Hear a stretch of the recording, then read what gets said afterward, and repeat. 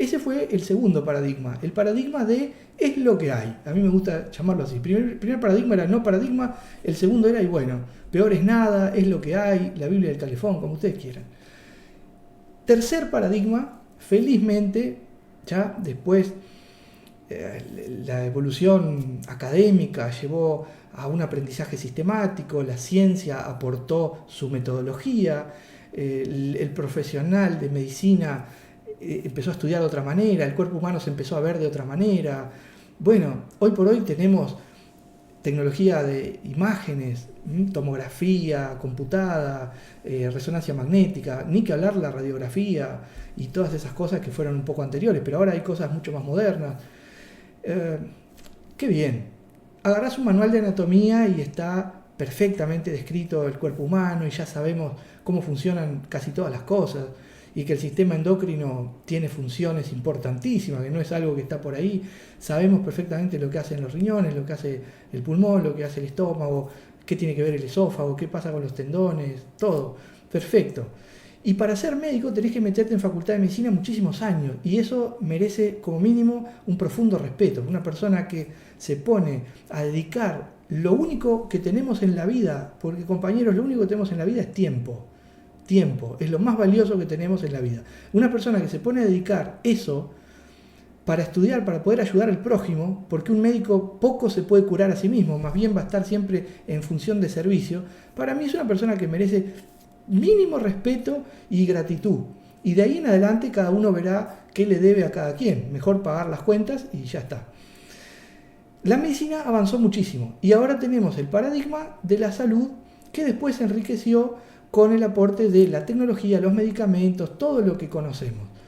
Y está muy bien, pero ¿qué nos pasa? Que a veces no funciona, no alcanza, parece que faltara algo más. A veces una persona tiene una alergia, va al alergista, que es un médico que se especializó para poder trabajar con eso específicamente, así que sabe de lo que está hablando, conoce el sistema inmune, conoce lo que es un alérgeno, conoce un montón de cosas de cómo reacciona el cuerpo, bla, bla, bla. Y no puede ofrecernos una solución. ¿Por qué? Porque es un ser humano, no es Dios, no tiene por qué saberlo todo, no tiene por qué resolvernos nada, nos trata de ayudar y lo hace eficientemente, hasta donde las posibilidades se lo permiten. Pero la persona no se cura la alergia, porque supuestamente la mayoría de las alergias no se curan, se pueden tratar con paliativos. Lo mismo pasa con el asma, lo mismo pasa por ahora, supuestamente, o nos dicen eso, con la hipertensión, la diabetes. No se llega a un grado de curación o remisión total. Se mejora, se estabiliza, se frena el progreso de muchas cosas, se evitan daños mayores o secundarios o terciarios, pero la persona que tiene hipertensión anda tomando la pastillita, la persona que tiene diabetes anda con el cosito de la insulina en la vuelta, midiéndose y a veces inyectándose, o el parche, o lo que sea. El asmático tiene su tratamiento, toma sus medicamentos o usa su inhalador cuando tiene un empuje, pero sigue siendo catalogado como asmático, cuando nadie es asmático, ni es hipertenso, ni nada de eso. Porque tú, en el peor caso, sos Pablo López, María Gutiérrez, Rosana Pérez, no sos asmático Pérez, ¿no? Hipertenso Gutiérrez. No, cursás un periodo de reparación de emergencia en tu cuerpo que te mantiene con la presión alta o baja, o que cuando estás expuesto a determinados estímulos respondés de cierta forma en tu aparato de defensa, en tu aparato circulatorio, en tu aparato respiratorio, lo que sea. Pero no existe una persona que sea diabética. Yo no creo que a nadie le pongan de nombre diabética, ¿no? Sería feo. Yo creo que habría que rechazar eso. Si alguien va a registrar el nombre, tiene una bebé preciosa, la lleva y le dice, ¿cómo se va a llamar? Diabética Alonso. No, señor, retírese. No está preparado para paternar. Deberían decir eso, ¿no? Entonces, ¿qué ocurre con ese paradigma? El paradigma convencional, causa y efecto. La enfermedad es percibida como un enemigo, como algo a destruir o a atacar. Y te lo dicen en los medios. Día contra el cáncer. Semana contra la diabetes. ¿Cómo te vas a poner a un tipo que es diabético, que tiene un conflicto de oposición, te lo vas a poner en contra de la dolencia de la enfermedad? Le estás aguzando el síntoma, en realidad. Una bestia. Es una animalada bestial, horrible.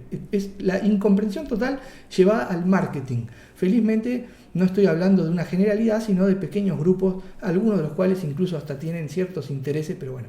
El hecho es que la enfermedad no se combate, la enfermedad hay que entenderla, la enfermedad es un símbolo, la enfermedad es un mensaje, la enfermedad o la dolencia o la patología es un aliado que te está diciendo lo que tenés que resolver. Y te lo está diciendo de la única manera que le podés prestar atención total, que es a través del dolor. El dolor no es negociable. Te duele algo, vas a parar.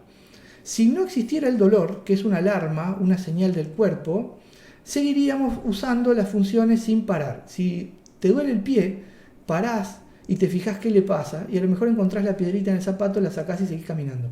Si no tuvieras el dolor, andarías caminando por ahí, por arriba y por abajo, con la piedrita, y después de 2 horas de caminar tendrías una lastimadura bastante más seria, porque la superficie de la planta del pie no está preparada para estar rozando contra una piedra, haciendo presión, plan, tendrías una herida que se puede incluso infectar, y esto y lo otro, y sería una complicación.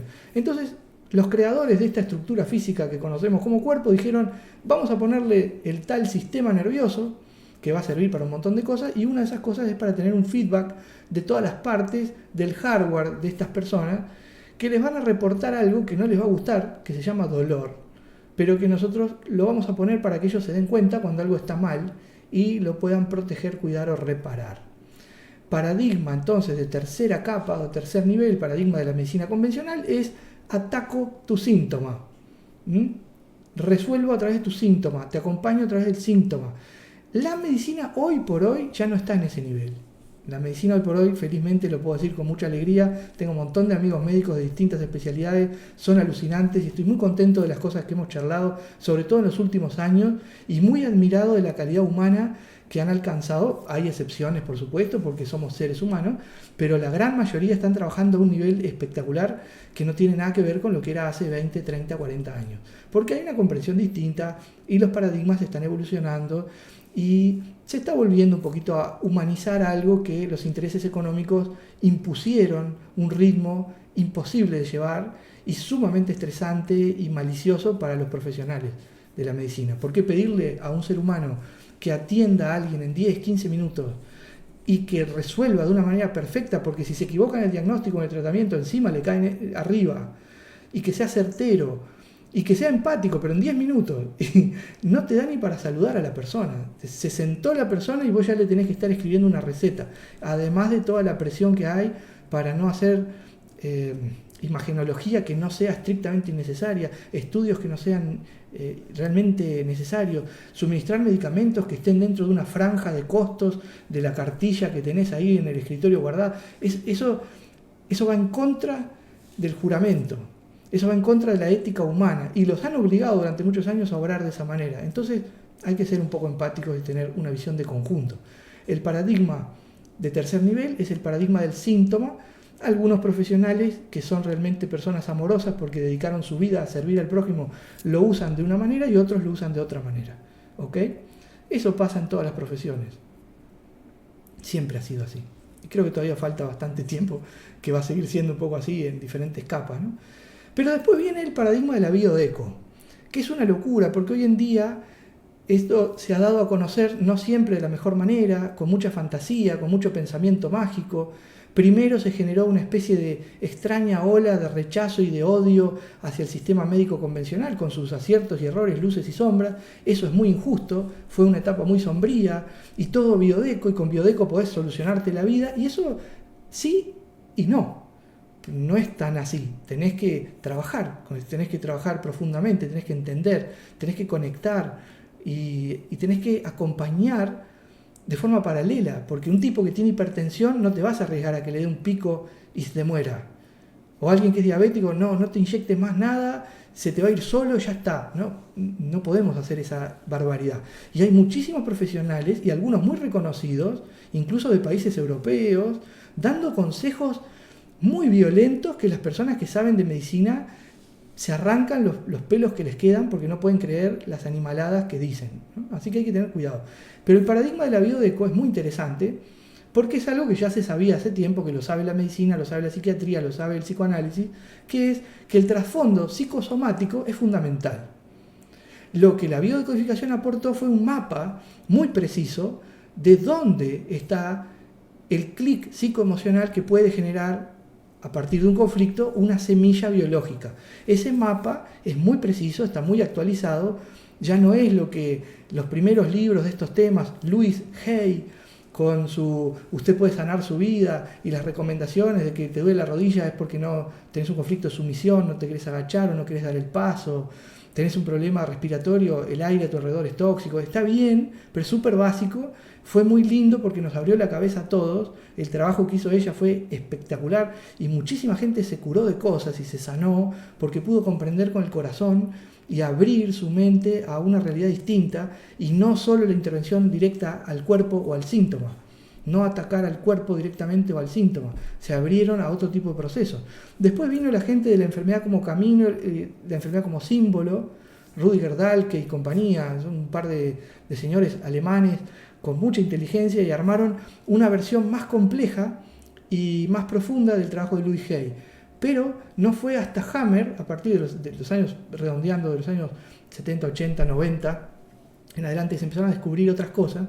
Ya en los 90, con Hammer establecido con sus ideas, las famosas 5 leyes biológicas y todo ese aparataje que vino después. Primero se llamó Nueva Medicina Germánica, después Biodecodificación, después empezaron a usar sin licencia el nombre Biodecodificación, lo cambiaron en el caso de España por Bioneuroemoción, Biología Total, por el lado de Lotz-Sabá, y acá en Latinoamérica el profesor Enrique Burón, y la gente del equipo de Cuba, que son espectaculares, son unos médicos geniales que están con el tema también de bioneuroemocional. Y, bueno, perfecto, se abrió en un montón de ramas. ¿Y cuál es el paradigma? El paradigma es, dime cuál es el conflicto y te diré por qué tienes la dolencia o la enfermedad, que es lo que nosotros estamos tratando de entender en este taller. Pero en la biodeco clásica, de línea clásica, cuidado, a veces queda cortito el tema porque no siempre se enfoca completamente en el ámbito transgeneracional. Y muchas veces los conflictos que nosotros vivimos en el cuerpo fueron un conflicto mental de la generación anterior y a veces psicoemocional de la generación anterior. Entonces, lo que mi abuela no pudo resolver, mi madre lo empaquetó y yo lo expreso en el cuerpo. Y eso no lo inventamos acá nosotros, ya la famosa terapeuta transgeneracional y de otras áreas, François Dolto, ella dijo, lo que una generación calla, la siguiente lo expresa en el cuerpo. Y esa frase es perfecta. Cuando una generación sufre y no lo puede resolver, prepara un paquete de emergencia para que la generación que viene después lo pueda encarar de una manera distinta y lo pueda sobrellevar mejor. O sea que es un acto de evolución y de bondad, es un acto bueno, pero nosotros lo vivimos como síntoma. Si miramos desde el paradigma de nivel 3, lo vamos a querer atacar. Entonces cuando el sobrepeso o la obesidad aparecen, o la anorexia, la bulimia, el infrapeso, aparecen, se manifiestan en una persona, la persona va a consultar al médico o a un nutricionista o a algún profesional que lo pueda acompañar, está muy bien, es correcto, pero está viendo su sobrepeso o su infrapeso como un problema y a veces no se está dando cuenta de que en realidad eso está colaborando con un conflicto no resuelto. Entonces, en lugar de ir a tocar el tema del peso, como ya vimos en el encuentro anterior, con las dietas o con ese tipo de cosas, debería dedicarse a buscar qué sentido tiene la gestión especializada que está haciendo mi cuerpo en este momento. Es lo que yo estaba diciendo recién. Todo esto que hablé es para volver, para volver un poquito acá, con el mono este. Estoy dando vueltas a la noria, pero es súper importante porque tenemos que entender el paradigma. Así que voy a dar otra vuelta más. Sacaron de nuevo en la calecita otra vuelta más gratis. Nuestro trabajo es entender en este paradigma nuevo, sí, tengo que buscar la emoción que está atrás de todo, que no se pudo gestionar y que entonces yo tengo la respuesta biológica para colaborar con eso. Faltó un recurso, o sobraban cosas, o faltaba algo pasado, o no se podían gestionar bien.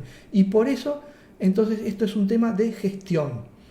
Cuidado, porque no podemos dejar de considerar que hay cositas que nosotros podemos traer de otros niveles de nuestra existencia. Pero acá, como este es un taller que tiene un trasfondo transgeneracional y de biodecodificación, yo me voy a mantener en el ámbito lo más académico que pueda, con una visión más o menos cartesiana, cuasi científica, y entonces no voy a proponer ideas raras de que a lo mejor el alma o el espíritu, como lo quieras llamar, tu conciencia o algo, también puede traer una conflictividad propia, que no necesariamente es ni siquiera transgeneracional. Y ahí tenés el motivo del quinto paradigma, que es lo metatransgeneracional, porque a veces la biodecodificación también falla, o no funciona, no es que falle, simplemente no hace efecto, no funciona. Entonces, primero, si no haces nada, no pasa nada. Segundo, si haces a los ponchazos, segundo paradigma, no funciona. Tercer paradigma, si atacás el síntoma, no vas a resolver de fondo, lo que vas a hacer es atajar, pero no vas a encontrar una solución. Cuarto paradigma, buscas la emoción, que puede ser personal o puede ser transgeneracional. Perfecto, me parece genial, es el mejor paradigma que conocemos hasta ahora, pero a veces no alcanza, porque el conflicto también puede venir de un nivel un poquito más complejo, un poquito más sutil. Ahí podemos trabajar a través de las emociones, porque de cualquier manera va a salir. Yo te diría este truco: si tenés un síntoma, es porque hay un programa. Así de simple. Si a vos te duele algo, algo pasa. Si tenés fiebre, algo pasa. Si tenés el cuerpo hinchado en algún lugar, algo pasa. Si hay un bulto, si hay una úlcera, si hay un sangrado, algo pasa. Es como la heladera. ¿Tenés la heladera? ¿Enfría bien? Sí, perfecto. ¿Hace ruido? Sí, hace un ruido raro. Algo pasa. Ah, está congelando mucho, me sale todo congelado. Algo pasa. Se llenó de humedad, algo pasa. Abro la puerta y hay un olor horrible como a podrido. Algo pasa. Puede ser más grave o puede ser muy simple. El olor a podrido puede ser un tomate que te lo olvidaste huérfano al fondo de la batea esa de las verduras y está haciéndote saber que está ahí, que ya se quiere ir, quiere trascender, quiere reencarnar, quiere ser un durazno, una pera o algo así. O puede ser que falló alguna parte del aparato que filtra el aire si tu refrigerador tiene ese tipo de tecnología. Si está enfriando demasiado, puede ser que te estás quedando sin gas en el circuito de intercambio de calor, o puede ser que sin querer con el codo, cuando fuiste a sacar el jugo de naranja, moviste la perillita del regulador de temperatura y lo pusiste al máximo. Y no te diste cuenta y el pobre equipo está haciendo un esfuerzo. Y nada más, es mover la perilla. No vas a tirar la heladera. Pero bueno, en el paradigma de biodecodificación nosotros vamos a establecer nuestro reinado, pero tenemos unos ministros por ahí que de vez en cuando salen del reino y se van a mirar sutilmente si la cosa no viene por otro lado. Paralelamente tenemos unos ministros que se llevan muy bien con el ámbito médico y tenemos unos ministros que también saben no hacer, porque a veces es comprender y parar, comprender y dejar que las cosas fluyan. ¿Cómo es entonces el paradigma que nosotros vamos a estar mirando, lo que yo puse acá como lógica operativa? Bueno, tu cuerpo es el último eslabón que está expresando algo. En nuestro taller puede ser sobrepeso u obesidad, o puede ser infrapeso o alguna patología alimentaria, cualquiera sea. Bulimia, anorexia, alergia, rechazo, intolerancia, todo lo que está por ahí. ¿Qué gestiona eso? Tu cerebrito, el mono simpático, pequeño y nunca suficientemente bien ponderado, muy bonito, alegre. Él gestiona lo mejor que puede, pero déjalo, pobrecito, es su trabajo, no lo ataquemos, vamos a tratar de entender por qué está haciendo eso y darle motivo para que lo cambie. ¿Qué gestiona el cerebro? La mente. No confundir mente con cerebro, mucha gente confunde la mente con el cerebro. El cerebro es el órgano físico que tiene la suficiente densidad y tecnología biológica, electroquímica, para poder accionar el cuerpo, sobre todo lo que es movimiento, sentido, supervivencia, todo eso, y suficiente sutilidad y ductilidad para comunicarse con tu mente, que sos tú, tu conciencia, llámalo como quieras. Mente, conciencia, tu yo, eso que sos tú. Y arriba de eso hay otra capa, pero por ahora yo en esa capa no me voy a meter mucho. Es una capa muy interesante, se los recomiendo. Pero bueno, la capa sutil, llámalo conciencia superior, energía, espíritu, alma. Todas las religiones lo nombran de alguna manera, pero como lo nombran cada una a su manera, no se pueden poner de acuerdo y así tenemos guerras y cosas, persecuciones, inquisiciones y todas esas locuras descomunales. Lo importante es saber que la línea no termina. Tu mente y tu espíritu están conectados primero que nada a tu árbol genealógico, que es un grupo de pertenencia. Después de ese grupo de pertenencia, que es tu árbol genealógico, se van a lo social.